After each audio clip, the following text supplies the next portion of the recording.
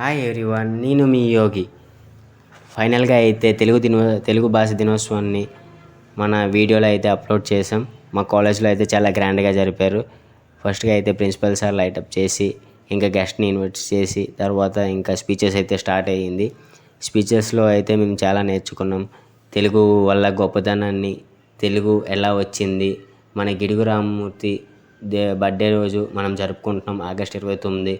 ఆయన తెలుగు కోసం చేసే కృషిని, ఆయన మనం మాట్లాడే భాష ఎందుకు పుస్తకాల్లో రాకూడదు అని ఆలోచించి చాలా కష్టపడి కృషి చేసి ఫాట్ చేసి ఆయన మొత్తానికి మన తెలుగు భాష పాఠ్యాంశాల్లో రావడానికి, ఈజీగా చదువుకోవడానికి ప్రతి ఒక్కరు తెలుగు చదవగలరు. ఓన్లీ అప్పుడులో అయితే గురువులే చదవగలరు, మనం చదవలేము అని ఆలోచించి విద్యార్థులు కూడా ఈజీగా చదవాలి అని ఒక మైండ్లో పెట్టుకొని ఆయన తెలుగుని చాలా కృషి చేసి ఇంప్రూవ్ చేశారని చెప్పడం జరిగింది.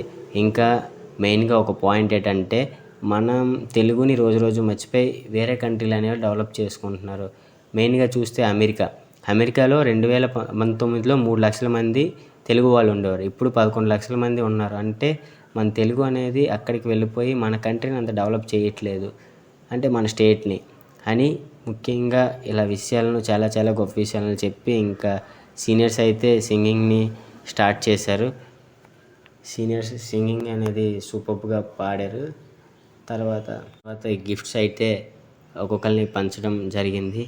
ఎవరైతే ఎస్ఏ రైటింగ్, ఇంకా డ్రాయింగ్, ఇంకా కొన్ని కాంపిటీషన్స్ అనేవి కాలేజ్ కండక్ట్ చేశారో దాంట్లో విన్ అయిన వాళ్ళకి బహుమతి ఇచ్చి కంగ్రాట్స్ చెప్పారు. తర్వాత అయితే ఇంకా డ్యాన్సెస్ అయితే స్టార్ట్ అయ్యాయి. డ్యాన్సెస్లో అయితే ఇంకా రచ్చ చేశారు కాలేజ్.